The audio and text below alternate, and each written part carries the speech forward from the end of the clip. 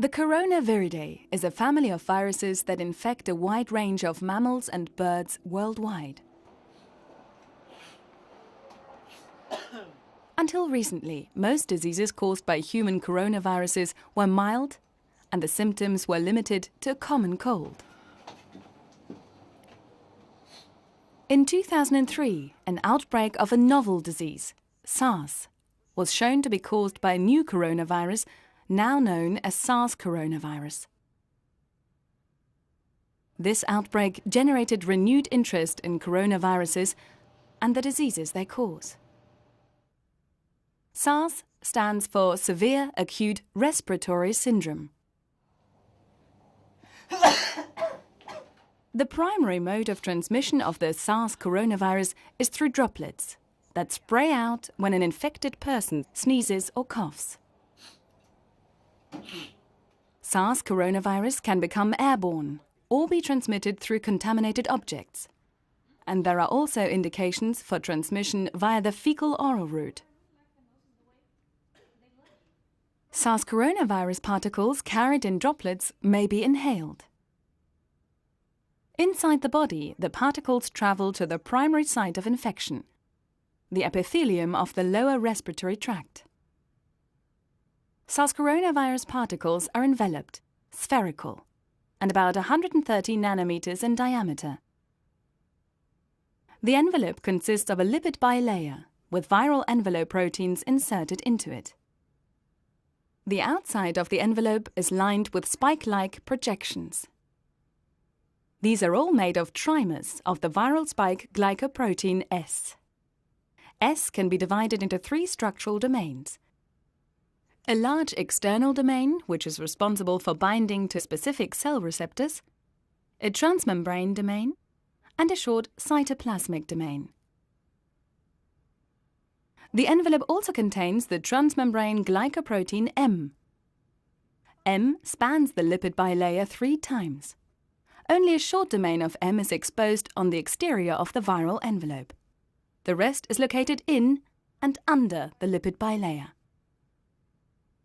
Finally, another viral protein, E, is present in the envelope, in much smaller amounts than the S and M proteins. It's a short transmembrane molecule that is largely embedded in the lipid bilayer and is thought to be able to form an ion channel. Inside the virion is a single-stranded positive-sense genomic RNA.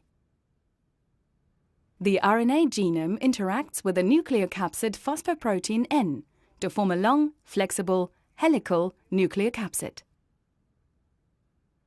The first step in the viral life cycle is the binding of the virion to the plasma membrane of the target cells, and most specifically to the cell's receptors. The S protein of SARS coronavirus binds to angiotensin-converting enzyme 2.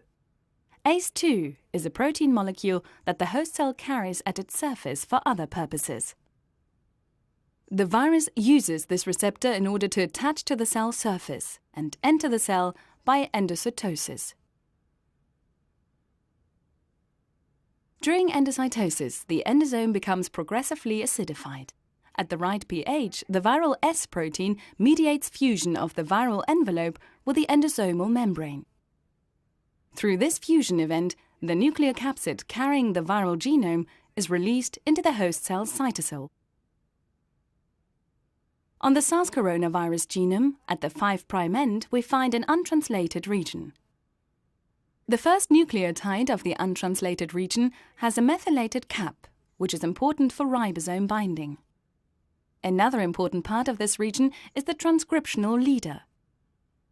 Then follows the protein coding region of the genome, which is divided into at least 14 genes. The biggest part of this genome, open reading frame 1A and open reading frame 1B, encodes the viral non-structural proteins. The non-structural proteins are the enzymes that will eventually form the replicase-transcriptase complex, which directs genome replication and subgenomic RNA synthesis. The rest of the coding region codes for the structural and accessory proteins. Finally, at the 3' end, we find another untranslated region which ends with a poly A tail. So the SARS coronavirus genome is positive stranded with a cap and a poly-A tail. In other words, once inside the cell, it can act as messenger RNA and be translated by cellular ribosomes. With the help of cellular translation factors, the small ribosomal subunit attaches to the cap at the 5' end. As soon as it reaches the ORF1A AUG initiation codon, the big subunit joins and translation begins. First, only ORF1A and ORF1B are translated, but not in equal amounts. Because ORF1A and ORF1B do not constitute a single reading frame. A reading frame is a sequence of codons consisting of nucleotide triplets. The ribosome translates the codons into the amino acid sequence of the encoded protein. ORF1A begins with a translational start codon at its 5' end and continues up to a stop codon where ribosomes actually fall off the messenger RNA template.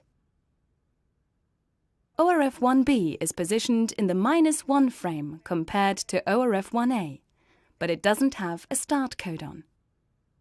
So in order for ORF1B to become accessible for translation, ribosomes translating ORF1A need to make a so-called frame shift. The frame shift occurs in the overlap region of ORF1A and ORF1B. There, the RNA is folded into a rather complicated tertiary structure, a so-called pseudoknot. The pseudoknot contains the ORF1A translation termination codon. And just upstream of this RNA structure, we find a sequence of nucleotides known as slippery sequence.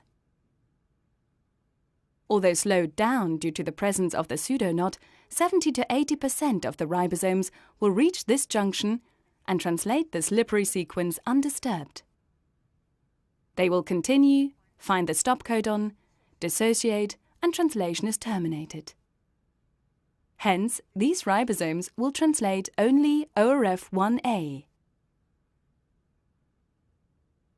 But the remaining ribosomes, as they are forced to pause at the slippery sequence, will slip back one nucleotide and continue to decode ORF1B.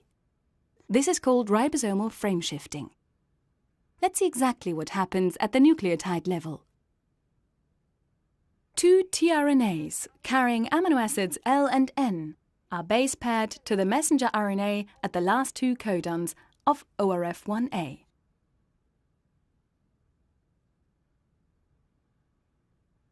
During frame shifting, they will slip back while still retaining two of the three base pairs. Then the next tRNA, carrying the first ORF1B encoded amino acid R, comes in, and translation continues from there.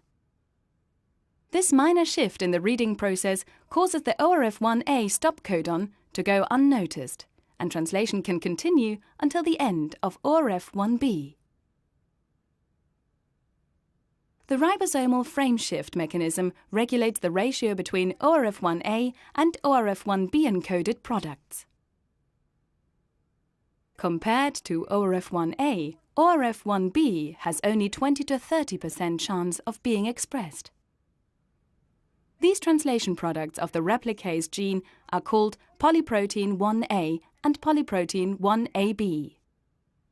Two protease domains are integrated in this protein chain, and their role is to release the individual viral enzymes from the polyprotein. For example, they cleave the RNA polymerase subunit and the helicase. These are all non-structural proteins, and they are directly involved in virus replication. Together with the template RNA, they form an RNA-protein complex called the replication transcription complex, which attaches to modified intracellular membranes. Double membrane vesicles like these ones are the result of extensive changes in intracellular membranes induced by coronaviruses. They are thought to serve as a scaffold for viral RNA synthesis and to generally help in the organization of the viral life cycle. Such membrane modifications are a characteristic of all positive-strand RNA viruses replicating in eukaryotic cells. The 3' end of the template RNA is the initiation site for the polymerase to start copying the genome. Initiation is followed by elongation, during which the polymerase makes a complementary minor strand, and finally termination.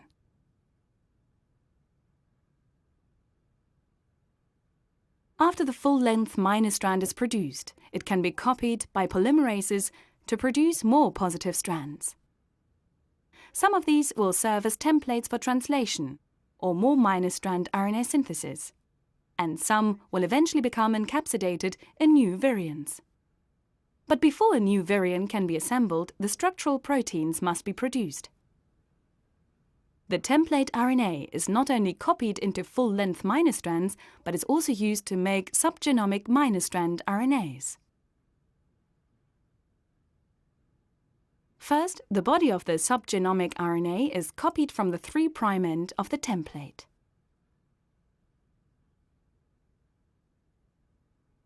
Then the transcription complex jumps to the 5' end of the template.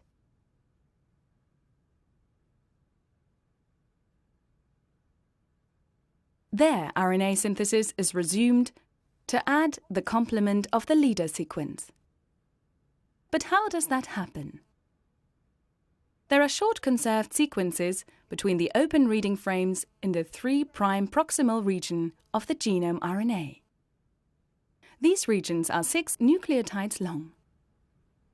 They are identical to each other and identical to a sequence at the 3' end of the leader. Each of these sequences is called body transcription regulating sequence, or body TRS. And the leader sequence is called leader TRS. Each time the body of a subgenomic minor strand RNA is made, the body TRS is the last sequence to be copied.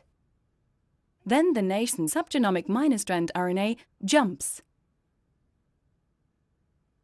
and the complement of the body TRS base pairs with the leader TRS.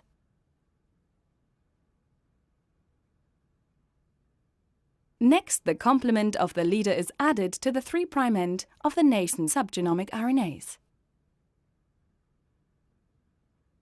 Eventually, 8 different minor strand subgenomic RNAs are produced.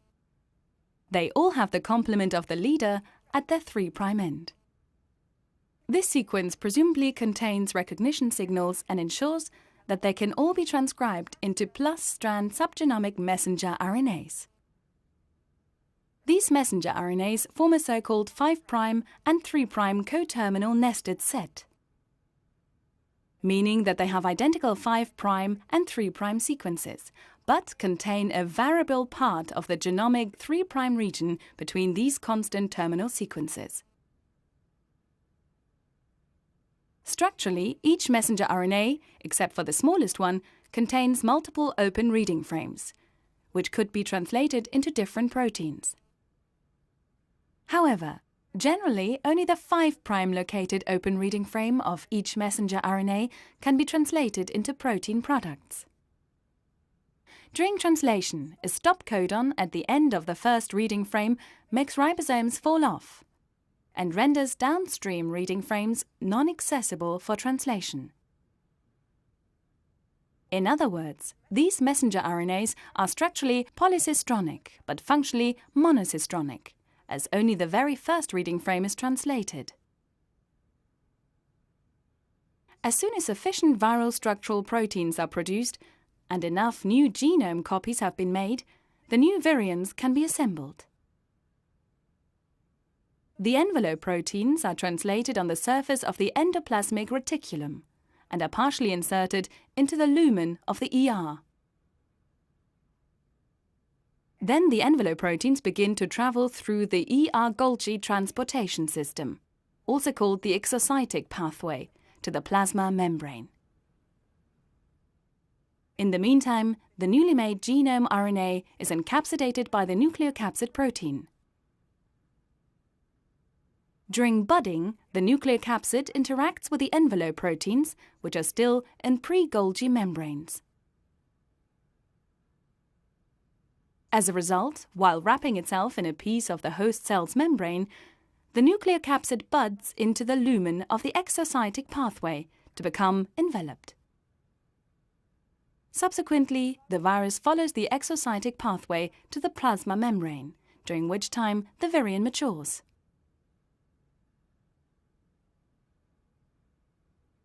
Finally, fusion of the transport vesicles with the plasma membrane releases the new virus particles. They are now ready to infect more cells.